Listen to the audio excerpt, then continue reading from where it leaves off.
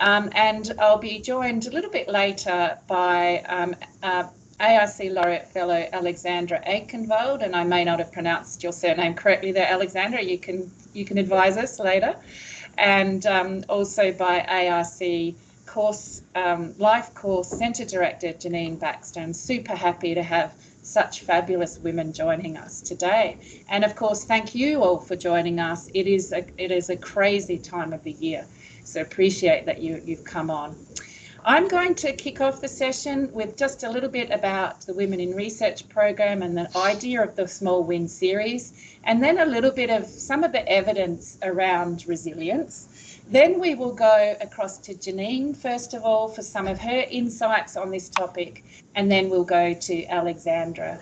You have the opportunity to submit questions via Slido, and our postdoc, Dr. Jess Gilbert, is going to be collating those questions, and she'll direct them to us a little bit later. Just if you can mute your microphone. I actually don't mind if some of you want to keep your camera on. It's nice to see people. We just probably can't have everyone because that probably the system. If you need help, just go onto the chat function. And I always encourage you just to try to make this time for you. So, you know, try to avoid the temptation to check your emails or, you know, do your marking or whatever at the same time, because this is a time really for you.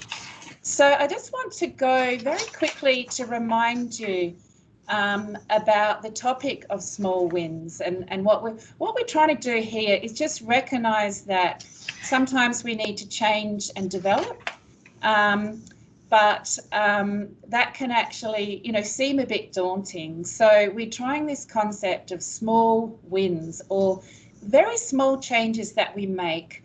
But if we do them enough and we do them consistently, they can build into good habits or new behaviours that help us. So go back to the recordings which are on our website if you missed the first two webinars and you want some reminder about these concepts. But I just want to give examples. And the last example that I gave was about someone, not naming any names, who, you know, just wakes up in the morning, picks the phone up and immediately starts scrolling for emails and, you know, Pinterest or whatever, and Facebook, and doesn't get out of bed and go and do his or her exercise. So how do we change that behaviour?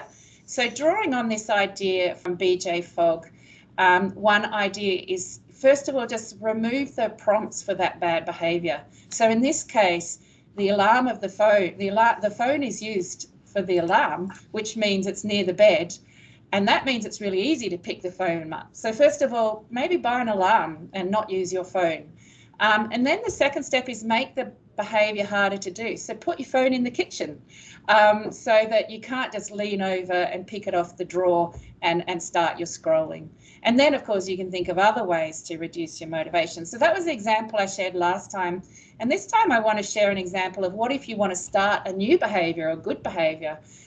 So for me, in this case, I'm wanting to do more stretching because we sit all day, I often get very stiff. So usually I've got a sort of area upstairs where I go, I'm meant to go anyway, and do my stretching every night. But I do find that I can easily procrastinate that. Sana, something's happening with the echo. I don't know if you can help with that. It's really echoing. So what you can do instead is echoing in yours. Do you want to just turn yours off? No, mine's on mute, so I think we need to turn your audio down. Oh, okay. We just have to turn down my audio. Sorry about the echoing. We'll get it sorted. So anyway, how do I make this behaviour of stretching more simple to do? So the first thing I've done is I've invested in a new yoga mat, which costs $10 from Kmart. Is that better? And still echoing, so we don't know what's quite going on here. I've put that new $10 yoga mat in the lounge room, and then every time The Crown comes on, which is a series we're watching at the moment, that is my prompt for getting out the yoga mat and doing just 2 minutes of stretching. So that's my goal, 2 minutes. And so I've made that behaviour much easier to do. And so I actually started to change that behaviour. And that's what we're really talking about here, is creating habits for changing behaviour. So I'm going to go on now to talk about resilience. So I just need to go on to the next slide. Thank you, Sana. I think that stopped now. So that's good. Yep. Great. Thank you. So, you know, has there ever been a time where we needed more resilience in our sector than now? And I put up there just some random headlines, but, you know, we all know the situation that's going on in many Australian universities around redundancies. We've got, you know, all the online learning, and I put up a headline there about students are unhappy about it. So after all the effort, students are still complaining about it. You know, on top of a job that's already, you know, full of rejection and setbacks. And so resilience in the world of academia is partly about just keeping on going. And that's what that top picture, you know, signifies, is when things are tough, how do you just keep on going in the face of these stresses? And that second picture there is showing a tree that's bending and not breaking. And I think that's a nice metaphor for what we're trying to talk about here, is when you're faced with adversity, how do you bend? Because you have to bend, but not break. And then the third picture there is depicting how sometimes resilience also, you know, means that there can be some opportunities in that adversity. And how do we get those flowers to bloom in the face of all that adversity? And I do love this question that one panel, somebody sent in, which I thought was beautiful. Is there a special secretory gland for resilience, or does it grow on a certain tree species? And I thought that was great. Unfortunately, the answer is no and no. We have to find it within ourselves. And I just want to give a few minutes of evidence around this topic. So this is a summary, a review of resilience, the outcomes of resilience, but also the things that predict resilience. And I'm not going to go through them all, but just note there that there are individual factors. So there are things about ourselves, whether they are our personal resources, our personality, our cultural values, whether they are our emotions, the way we think. Those are all individual factors. And of course, there are also work factors that influence our resilience, such as how much stress there is in the environment and what sort of leaders we have and what sort of support we have. Now, I do want to address some very important questions that participants raised before we started today. And so one person asked, should we be focusing on growing our own resilience, or should we be working to change the system from the inside? How can we do the latter and or balance both so that future generations of women aren't stuck in the same situation as us? And another similar question, how can we maintain motivation for our careers when the academic, economic, political and social systems underpinning it all need radical reform? These are really great questions, and what they recognise is that you know, resilience at the individual level is about what we can do to cope with these systems and these challenges. But it is also recognising that maybe we need to change the systems too. We need to change those academic, economic, political and social systems. And that's a really important point. So I just want to be clear that we're not focusing on individual factors because those other big systemic factors are unimportant. They're absolutely critical. But we're focusing on what we can do. That's the point of this series. And I think also if we can sustain our own individual resilience, we're actually going to be better at working to change the system. So I think great questions, but today we will focus on individual factors because that's what's within our control, and that's the point of this series at the moment. But love the questions, and if we can build more community around changing the system, I think that would be a fantastic outcome of this series. So I want to just give two broad evidence-based areas how you can individual resilience, three evidence-based strategies. And the first one is changing how you think. And this is sort of obvious at a sort of conceptual level, but I think we all fall prey to slipping into modes of thinking when adversity occurs that don't necessarily help us. So I'm going to draw on this ABCDE model of optimistic thinking, and I'll start with the ABC component. So whenever something happens, there's an adverse event, we then make sense of that event in some way. We have beliefs about that event, and those beliefs then shape the consequences.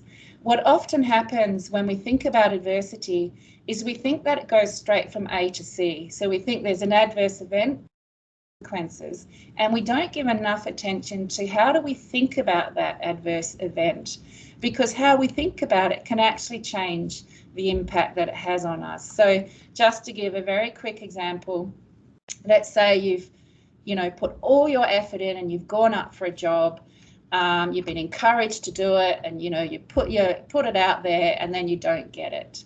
So one way you could think about that is, I'm not worthy, I'm not smart enough, I might as well quit being an academic. And if you think like that, that might lead you to feel quite miserable. You might want to think about leaving the job. You might think, I'm not going to bother putting in effort anymore because, hey, I don't get recognised with a promotion or whatever, and I might not try ever again to get a job.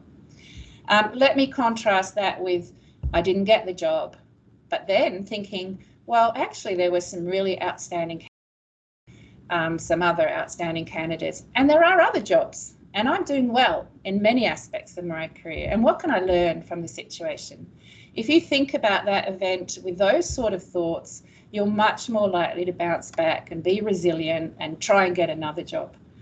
And what is it that sort of characterises these different ways of thinking? What's happening in that first way of thinking is it's very personalised. So when you don't get the job, you assume it's your fault. There's something wrong with you. It's also a quite permanent way of thinking. So you tend to think, well, I'm never good enough. This always happens. And so from this bad event, you start to generalise that this is something bad about me all the time. And then it's also quite pervasive, so the person is saying, I might as well quit being an academic because, this is a catastrophe that I didn't get this job. And so in contrast, if you look at the thinking below, it's personal and external. So it's saying, yeah, well, look, it is about me, but there were some outstanding candidates. So the situation is important here. And I can take responsibility about that and learn from that. It's also a less permanent way of thinking. So this bad thing has happened, but it's not always. It's just a temporary setback. There are other jobs. And it's not pervasive. I'm doing well in other aspects of my career. So it's a very different way of thinking. And if you're someone who tends to think in the top way, which we would talk about as fairly pessimistic way of thinking, very human way of thinking, but more pessimistic, then what you can do is sort of dispute the way you're thinking about it. So there's a D and E to this model. You can dispute your thinking, and then you can really energize yourself to think in another way. And now, in the interest of time, I won't go any deeper than that, but just to say there's a couple of references there. If this resonates with you, if you recognize some of that thinking, in your own behaviour, in your own mindsets, check those articles out and look at how you can think a little bit more optimistically. And I just want to share, on the Women in Research website, you'll see there's lots of interviews and lots of videos with women in research. And some of our senior women laureates or centre directors, let's have a look at some of their thinking when I asked them how do they deal with rejection and adversity. You see Joy DeMusi saying, what I've learned is you need to separate the personal out from the professional. Rejections are not about me as a scholar. So it's a very good example of it's not personal rejection, it's the way this job is, it's the way the thing works. We see Professor Leslie Head saying, it's part of the job. Part of the deal we make as academics is to test each other's work. As a result, the product at the end will be much better. So again, not personalizing when you get a really bad rejection, thinking of it as this is just the way this profession works. And you see Sally Grass saying, I think you just have to look at why something has occurred and try to understand what you can get from it and then move on. And that's important. That's about not allowing something to be so pervasive and so permanent, but actually saying, well, what specifically happened in that situation that I can learn from and then move on, rather than getting stuck in that catastrophic situation that everything is bad. And meta-analyses have actually looked at resilience interventions. So there's been a lot of research on how can we help people to be more resilient, and what sort of programs would help them. And this meta-analysis of 111 articles shows that cognitive behavioural therapy, which is sort of what I've talked about, it's trying to change your cognitions or your beliefs, which in turn shape your behaviours. As well as mindfulness interventions. Don't have time to talk about them today, but that might be something we come back to another day. And also mixed interventions were effective. So it is possible to change the way you think, and that will have a big impact on your resilience. The second strategy that I'm going to talk about is the importance of social support. And you see here Chenhua Wu, one of our laureates, saying, look, in difficult times, it's good to have a few colleagues to talk to. Give it some time and know it will improve. And a whole bunch of research about the importance of social support. It helps change the way we appraise situations. It promotes a more active coping focus. Actually, there's a whole bunch of research on how social support changes your heart rate and your blood pressure and your hormone releases. And some of you are probably expert in these sorts of topics, and many more. So there's a very nice quote there that the effects of social support on life expectancy appear to be as strong as the effects of obesity, cigarette smoking, hypertension, and physical activity. So look, what this means is the importance of asking for help and support and building those social support networks. And again, I've put a link to an article there.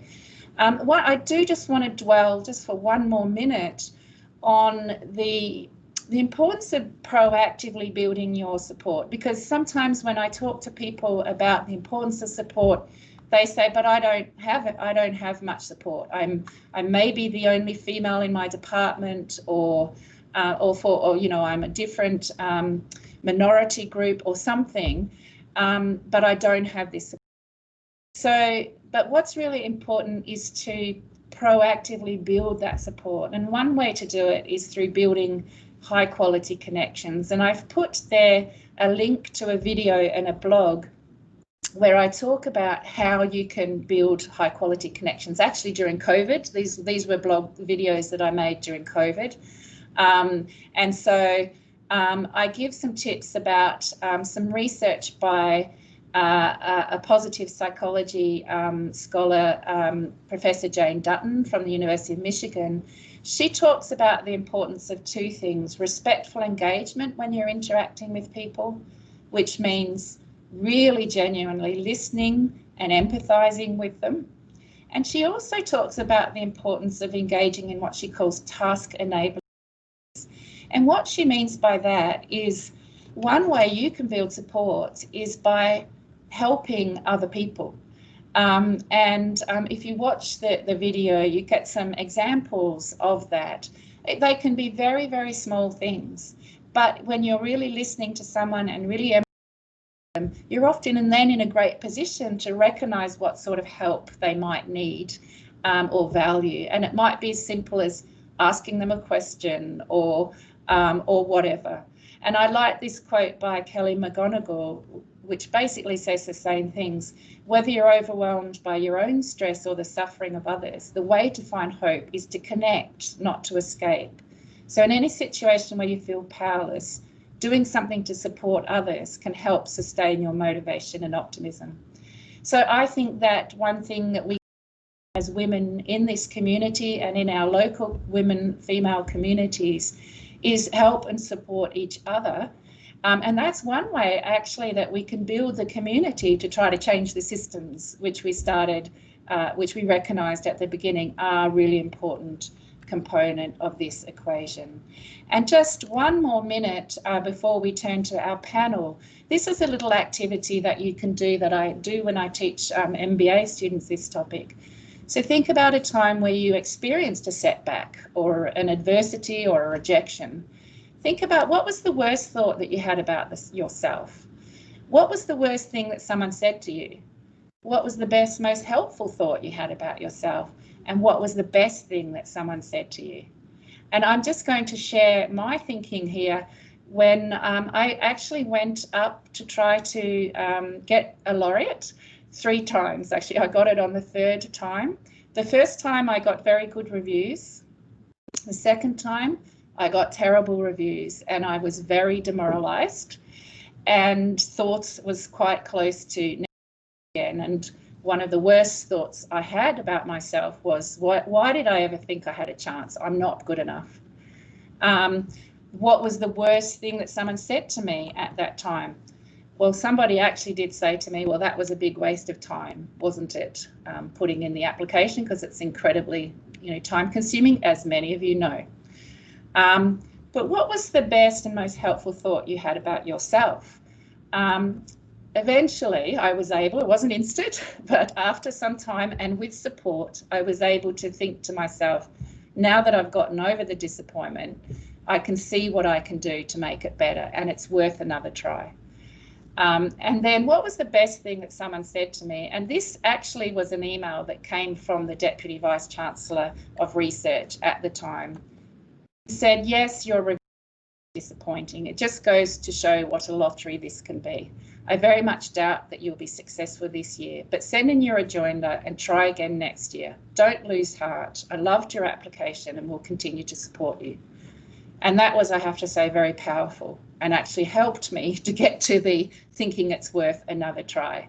So here we see the importance of support in action for helping us to, to cope with some of the challenges of the work that we do. So you have to change how you think about the situation, and none of us are perfect. We all have some people perhaps are more perfect than others, but I certainly often have those more pessimistic thoughts, and I have to actually consciously think about how I might change my way of thinking, and also, have learnt the power of seeking and building support. So I am now absolutely delighted to introduce our panel, and well, we're going to go pretty much straight to them. So the first person that I'd like to introduce is Professor Janeen Baxter from the University of Queensland. And as you can see there, Janeen is the director of an ARC Centre of Excellence. And those people outside of Australia, I know we have some joining us today. Centre of Excellences are huge in Australia. They are, I don't know, $30, $40 million types of centres. They are absolutely huge. And Janeen runs an incredibly successful centre for children and families over the life course. So we'll go to Janeen first, and then after Janeen and some questions for Janeen, we'll go to Professor Alexandra Aikhenvald from James Cook University, and she was talking north of Queensland, if you didn't know. And she is an Australian Laureate Fellow and the director of the Language and Cultural Research Centre. So absolutely delighted to have you both with us today, and we will go, I will stop sharing my screens and we will go now to you, Janeen. Thank you. Thank you very much, Sharon. Just start whenever you're ready, Janeen, while I stop sharing my screen. Can you hear me? You're on mute, I think. No, we can hear you. Sharon's is on mute. I'm going to fix hers, but we can definitely hear you. Oh, good, because Please go ahead. I was unmuting, I thought. All right. Well, thanks very much, Sharon, and everybody. It's great to be here. And I'm sorry that I haven't been able to listen into the previous sessions, but they sound like they were terrific. And I know one of my colleagues, Lorraine Mazarol, was a speaker in a previous session, so perhaps I can go back and look at the recordings at some point. But so yes, I'm based at the University of Queensland, and I'm a sociologist by training. So I actually, most of my research is focused more on the systems end of things. What can we do to change systems to improve outcomes? So it is kind of interesting for me as I was preparing for this to try and think more at the individual level, because that's what Sharon asked us to do, you know, what we can change in our own lives to build resilience. And she also asked us to reflect on what we've done to build resilience. So I've just got a few, I guess they're kind of random points in a way, but they do, I'm pleased to say, line up with a lot of what Sharon has just said in her introduction. And I'll just be talking for about 5 minutes, and then I'm really keen to hear your questions and comments. So the first point I would make is that as a life course researcher, I think what you do to build resilience and maintain resilience will be different depending on what stage of the life course you're at. So the things that might work for you as an early career researcher when you're trying to build your career, develop networks and establish a track record may not be the same kind of strategies that you would be using at that mid-career level, or as you're trying to move from that, what some people sometimes refer to as the hump, from mid-career to those more senior levels. So I think being a bit flexible, there'll be times when yoga or building networks or social support networks will be important. There'll be other times when it'll be important to move away a bit from some of those outside influences and focus more on your own objectives and sort of block out some of the advice that you're getting. So just think about where you're at in your career and what works for you at that particular point, and it may not be the same at all stages. I guess the second point I'd make is that careers are not linear, and Sharon's referred to this. They all have their ups and downs. Things don't always work out as you've planned.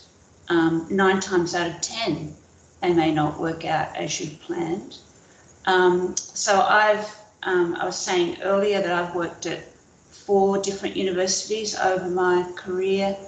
I finished my PhD in 1990, and I didn't manage to secure a continuing position at a university until about 12 years out of my PhD. And those 12 years were quite stressful time. I was moving around, juggling 2 small children, moving house every few years, applying for lots of jobs, trying to build my track record, get my first ARC grants, and it was a very hard and stressful time. So there were wins and there were losses at that time. There were jobs that I thought would develop into longer term jobs that didn't. At one point I was seriously considering leaving academia, and I applied for a job with a private consultancy firm, and in the end a job came up at a university and I moved to that university, and I think it was a good decision. But there was a point there where I was very it could have gone either way, 50-50, which way would I go? So don't expect that things will always work out as you plan, and be prepared to make decisions which you're not quite sure how they're going to go, but they're the best option for you at that time. The other thing I would say is that, and Sharon's alluded to this in some of the quotes that she put up, that getting rejections, whether it's from journals or jobs that you've applied for or grants that you've applied for, are pretty much run of the mill. That's part of our work, and you know that's something that you just have to expect. And I would absolutely agree that the way to treat those rejections is to take the feedback on board, accept the bits that are useful, revise the grant or the paper and try again. very few papers, very few grants are accepted first time around. So you've really got to be resilient. Of course, you'll be disappointed. You need to spend a few days where you kind of mope around and think, why didn't that get accepted? But then pull yourself back up and revise and try again. And if you can't do that, it's going to be a very hard career for you in academia. And someone once said to me, if you're not getting rejected regularly, you're not aiming high enough. So I think that was a good piece of advice. So, you know, aim high with the journals and the grants, and then be prepared to work your way perhaps down the list to the most, from the most desired journal or the most desired grant. But try never to give up, because if you give up, then you probably need to think about moving to a different kind of career. The other thing that's supported me throughout my career is mentors and confidence, people who I've turned to for advice and reassurance, feeling like I'm not quite sure what the next step should be. And some of my best mentors and the best advice I've had have been from people who are completely outside my discipline area, perhaps, you know, completely outside my faculty, who haven't been official mentors or formal mentors, but they've been people that I've turned to for advice or a coffee or talk over issues from time to time.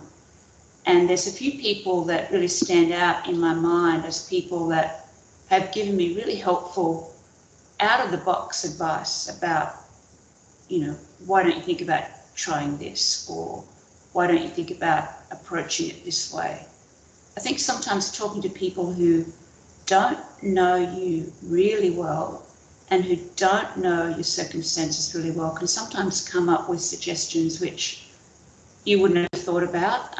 They're quite unexpected and they might take you back, but if you step away and think about them, can be quite helpful.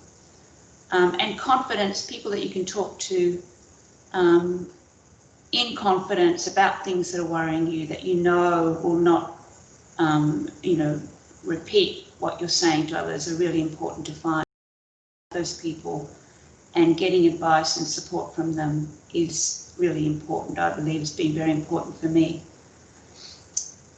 I think it's true that you can't be resilient all of the time. I think Sharon said this. I think, relating back to my first point about careers not being linear, that there's going to be times when you're going to question, you know, am I on the right track? Why am I doing this? Am I good enough? Why am I not able to be like that other person who's just got that grant or just been offered that job? So, you know, don't be too hard on yourself. You know, be prepared that there will be times when you just feel down, and that's okay. You can allow that for a little while, but then you need to bring out all of those strategies to turn it around and get back on your feet. And I guess one thing that as a more senior researcher now, that when I'm employing postdocs or looking for people to join research teams, one of the qualities I'm often looking for in people is that kind of ability to turn up even when things get hard. And that kind of resilience is really important on collaborative research projects. Sometimes it's more important than some of the other skills that they might bring, like their technical skills or their logical skills or their intellectual skills. Those kinds of soft skills which we don't really teach postgrads and postdocs about, but which are incredibly important when you're working in projects that require collaboration, require everybody to be doing their bit in order to meet some end goal. Thank you, Janeen. I'm just conscious of the time. Do you want to make one more quick point? And then Jess, if you would like to then come in with some questions for Janeen, that would be terrific. Okay.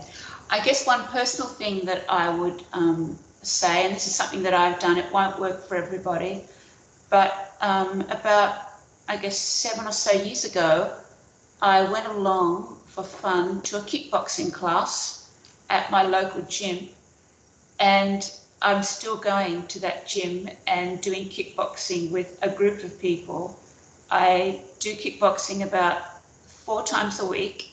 I find it a really useful strategy for getting a lot of stress out. Sometimes as I'm punching the pad, I'm thinking about an issue that I'm trying to deal with, and it really helps, and it makes me hit even harder.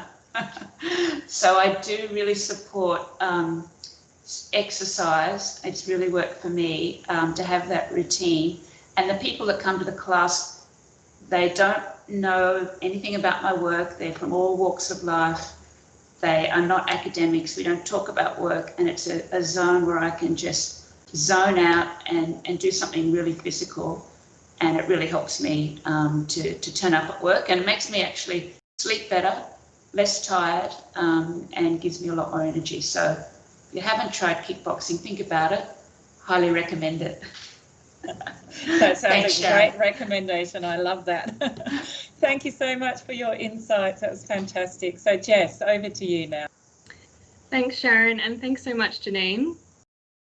Obviously, I'm personally very interested about your comments around ECRs, early career researchers, and postdocs and the things that you look for. And we actually had a question come through that was from an ECR, so I think this is a good one for you. So the question reads, I'm really struggling to find confidence in my own ideas and ability. I have only just finished my PhD, and I'm really struggling to overcome some of the comments made in my past, which have fueled my inner critic. I think the more time I spend in academic research, the less resilient I have become. How do I overcome the ECR imposter syndrome? Wow, that's a great question. I don't think the imposter syndrome is specific to ECRs. I think the imposter syndrome is something that we all deal with throughout our careers. I'm not sure how you overcome it, except that you should know that we are all dealing with it. And one thing that I've done when I've had to do a very important presentation or something that I'm really scared about doing, and I feel like I'm going to be the weakest person in the room or the person who knows least, is that I actively tell myself these are all ordinary people. They are just like me. They have families and lives. They've got their own concerns and worries. I just need to be myself. I can't be anybody else. One of the most scariest things I've ever done is the seminar that centre directors have to do to the ARC when you're putting in a bid for a centre. It's so scary. So much rides on it. You've got your colleagues' careers riding on it. It's a lot of money in the balance. So that was a strategy I used at those seminars to just, I can only be me. Here I am, take it or leave it. So, but I don't know how, it doesn't seem to go away. I'm sorry to say. That's really actually quite comforting. And we have one more if we have time. Yep. Go for it, Jess. Right. Yep. We had a question come through on Slido, particularly about going for ARC grants. So the question reads, with regards to the recent ARC grant round showing mostly men are winning these and the impact that COVID has had on women in particular, what do you think are the things that we can do right now? I suppose in regards to sort of promoting women's opportunities and potentially elevating women's chance of receiving ARC grants. You know, I think that one counterpoint is that COVID has put women's issues very much on the agenda. And I think there's been a lot of media, a lot of publicity about the fact that this has been a bit of a pink collar recession.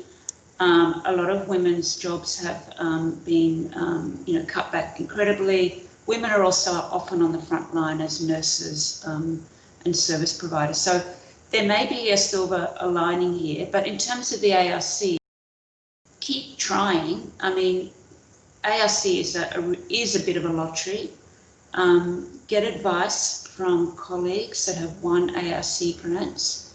And again, I would get advice from people outside your discipline. So the panels are often made up of very broad disciplines reading your grant.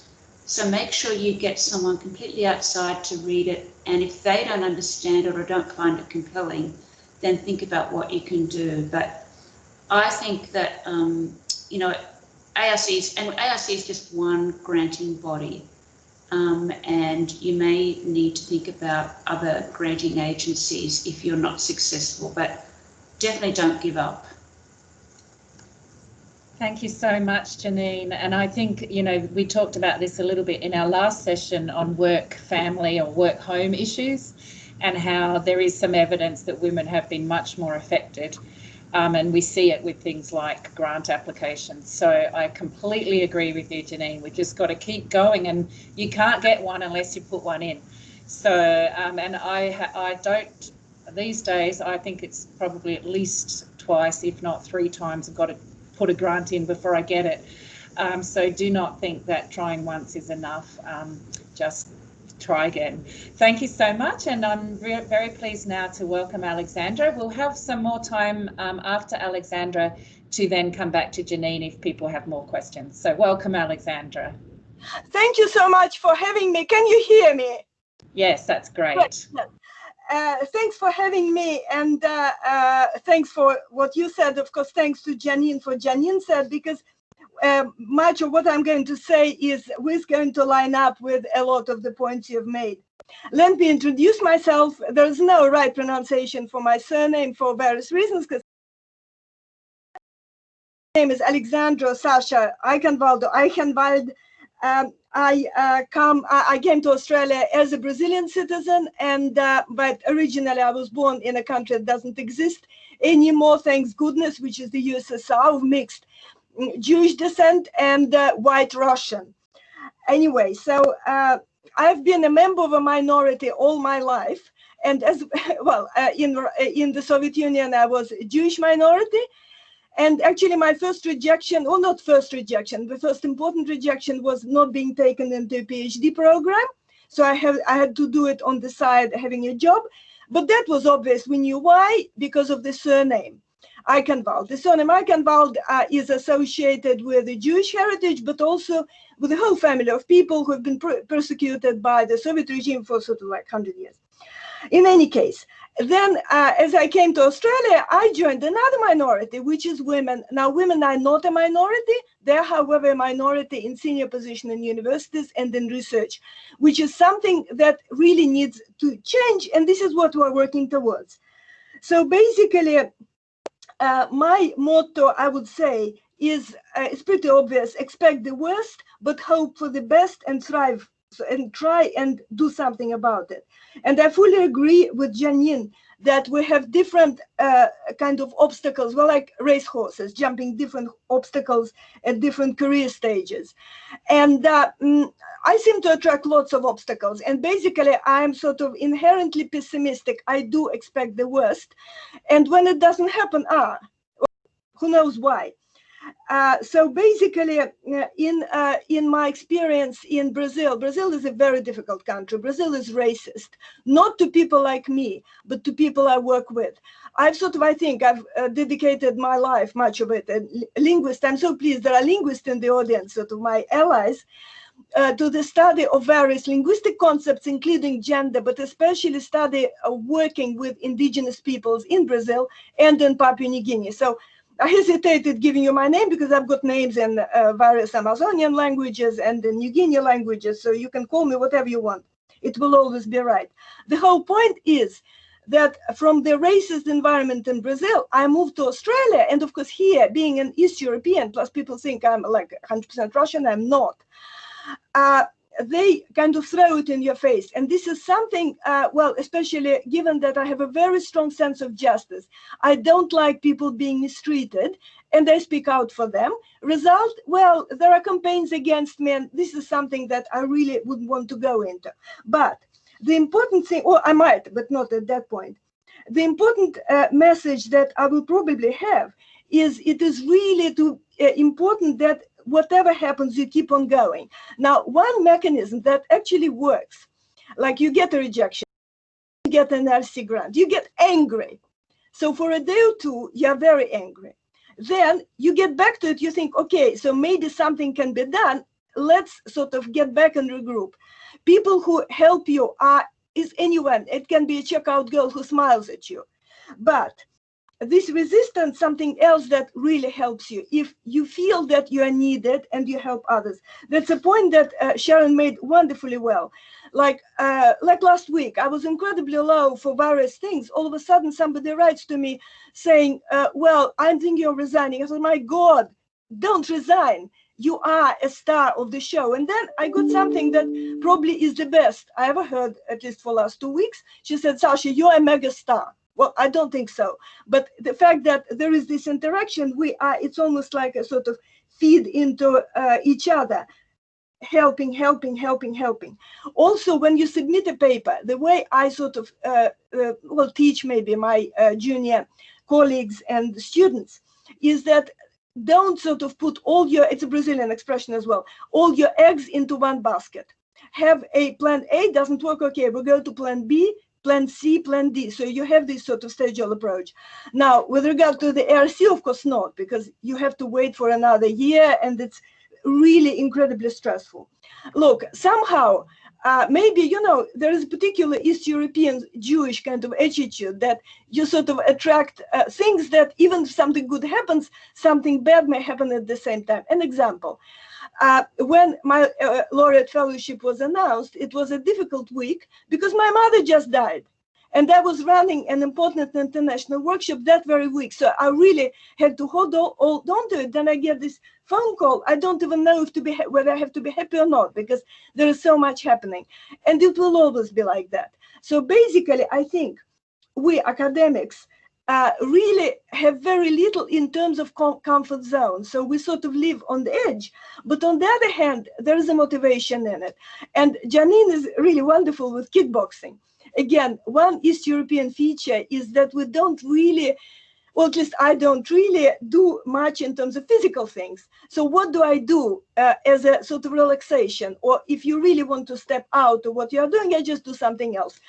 And I mean, my colleagues, linguists, will appreciate what I like doing. For instance, when I'm out of sort of, something terribly, terribly stressful, I just start doing my etymologies for Oxford English Dictionary, which is not what I do with what I'm paid for.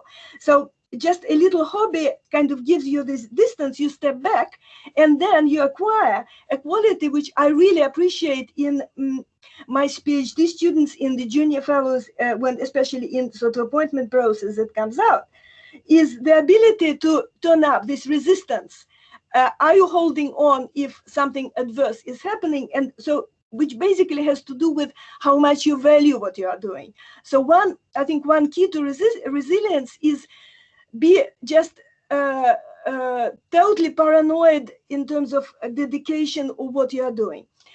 In a way, somebody might say, well, it's easier for us linguists who work with minority people because we sort of, our work is used by them all the time and we work for them. In as much as we study their languages, we're always we're never alone in certain ways. But we also do other things and then we feel alone. And this is where our connections come in with other people. And this is especially important in this year, which I would actually declare the International Year of Resilience, if I were allowed to do so, simply because so much has been tested. And also our strength, especially in view of campaigns waged against senior women in, well, and here I'll probably stop. If there are any questions or anything else, I'll be happy. Thank you so much, Alexandra. I love the broader perspective that you brought to the conversation. So I'm going to hand on to Jess and go for it with the questions, Jess. Thank you so much. Yeah, we did have a question come through that I think would be really great if you were able to answer, Alexandra, which is, what are your tips for a culturally and linguistically diverse person who would like to improve their confidence and thrive within a workplace? Yeah, it's a great question because I would like some tips myself, but just share my own experience. Basically, try and preserve your own cultural and linguistic diversity. I don't know if this question was asked by a linguist, but if it was, those linguists who are linguists, now the name of a linguist, French linguist, Colette Craig or Colette Greenwald, who at some point moved to the US, and she was trying to develop, to learn English without an accent. Then another linguist, Anna Hogan, who is a big figure in the field, said to her, Colette, don't do that. If you keep a little bit of your diversity, it will actually, well, first of all, excuse some of your cultural mistakes you're bound to make. And also it will set you apart. People will admire you rather than sort of despise you as they might. So I think a tip for a culturally and linguistically and culturally especially diverse person is to flag your identity and also try to understand what other people don't like about you, and maybe address it in certain ways. I'll give you an example. We had, you know, there was this sort of forever going on, these two issues, Russian spying and stuff like that. So I was at a meeting run by very good people, actually. And one of them said, it was like a joke. Oh, we shouldn't talk so much in front of Sasha because she's Russian, she will sort of spy on us. To which I said, oh yes, you know, I joked back. I said, well, be careful, because my ancestors actually were Jewish and they were in the Red Army. So they may just sort of raise from the dead and attack you for accusing me of being Russian. They all kind of laughed, but they stopped. So you see, you sort of joke back and you try and attack the issue. But you know, every such attack, it sort of eats into you and creates kind of a bit of a sad personality. So another tip is try and find as much support among your peers and especially members of the same group and see what they do. Because again, you know, there are racist attacks against Chinese, there are racist attacks against people, against, well, one of my closest sisters in Papua New Guinea was really amazed at what happened to her in Burketown one day. They just wouldn't serve her because she was different color. So these things are, you can't really foresee what's going to happen, but just learning and try and in a way assert yourself, this resistance and resilience, and also telling stories about other people, saying, oh, well, you know, I know this man and he said such and such to me, isn't he, whatever. Oh, yes, it shouldn't happen. So then people learn. So in a way, I'd say be assertive, but perhaps don't follow me too much, because some people say I'm too assertive and too aggressive. So, which is unfortunately very easily a label very easily applied to women, isn't it? That assertive women can be labelled as aggressive. Thank you so much, Alexandra. Jess, I think if we got questions to both Janeen and Alexandra at this point, and even I might even have some ideas to throw in. So I think if we have perhaps one or two more questions, and then we will wrap up.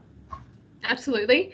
I think this is a good one to almost reflect on, just in the context of resilience. And resilience, we're commonly looking at how do we keep going? But this question kind of asks, how do we know when to stop? So the question reads, when do you decide it is time to stop trying and it is better to give up or move on from a particular goal or project? How do you evaluate sunk costs in projects, collaborations, and your career? Such a great question. So while Janeen and Alexandra are thinking about that, what immediately popped into my head was I sort of have a little bit of a rule of three, which is random, probably, but I do tend to try things 3 times. So I'll try 3 times with a top tier, you know, journal, and then I'll go down to the next level. Or I'll try, as I mentioned before, the Laureate, I was going to try 3 times, and I was going to quit after that. So a bit of a random answer, but I don't know, that's what I tend to do. I think twice is not enough to learn. 3 times you've given it a pretty good shot. But yeah, I don't know, Janeen, what are your thoughts? Yeah, look, it is a really good question. I mean, I did make the point that I almost gave up on academia at one point. So I have, you know, there have been times when I've thought about giving up and changing careers, but I'm not very good at giving up. I think, and this is part of my resilience, I'm a bit like a dog at a bone, and the harder it gets, the more determined I get. So I would say maybe don't give up, but change directions or take a different pathway to get there. And, you know, depending on whether it's a job or a grant, there's different, you know, that works better and worse. But is there a way around? Is there another way you can reach that goal? So don't give up unless you really have to. And the only time I would give up, I guess, would be if it was damaging to other people, that I was putting other people into, you know, stress, or, you know, making them work too hard, or whatever it might be.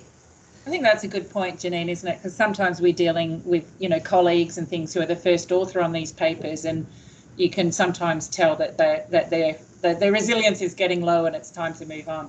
What about you, Alexandra? Any thoughts on that one? Well, I agree with Janeen. Actually, I'm the same. I would persist and not give up, because I think also because of my background, where sort of, well, you know, many people, would, including my mother, would say, yes, you're not good enough, give up. Well, no, I won't. Just to be contrary. But of course, if something is against the interest of other people, or if I'm putting too much pressure on others, then I would rethink. But probably I wouldn't give up. I will just sort of reorient the idea. An example: I did apply for Laureate in 2009, going to 8 to 9, and I didn't get it then. But then I sort of kept it for a couple of years and reapplied again in a completely different, recasting it completely. So it was not exactly giving up. It's almost like they're not going to let me enter the front door, you enter the back door.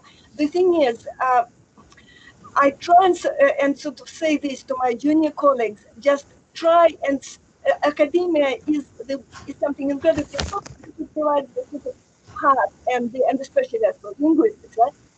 Sociology as well, social sciences. They provide the heart and the brain for our society to survive. So try and find a way through it. Maybe the rule of 3 is a good one, but I would actually have a rule of 1.5.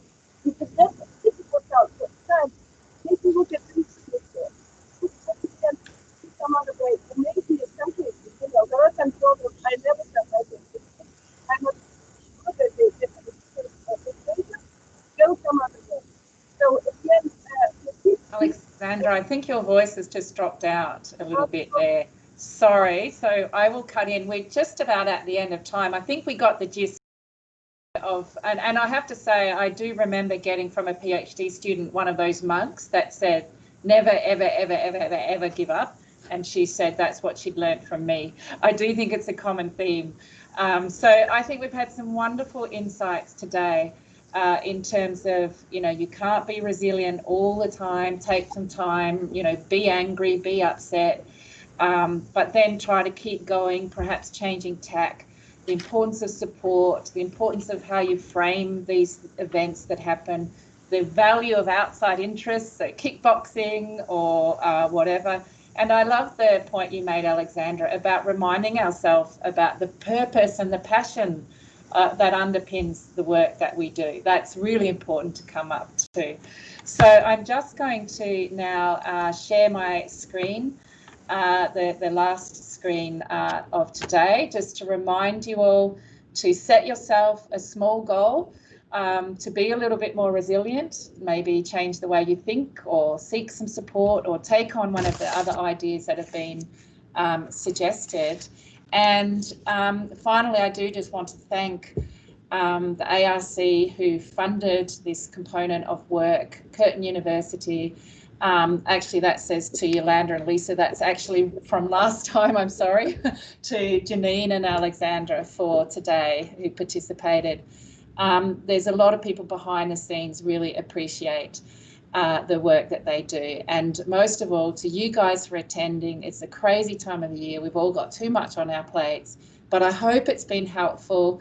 And I really look forward to meeting up with some of you again into next year, where we're going to run the series. We did a poll. I don't know what the outcome of that was. I haven't had a chance to look, but best wishes for a festive season. Get lots of relaxation and recovery and joy, and look forward to seeing everybody back again next year.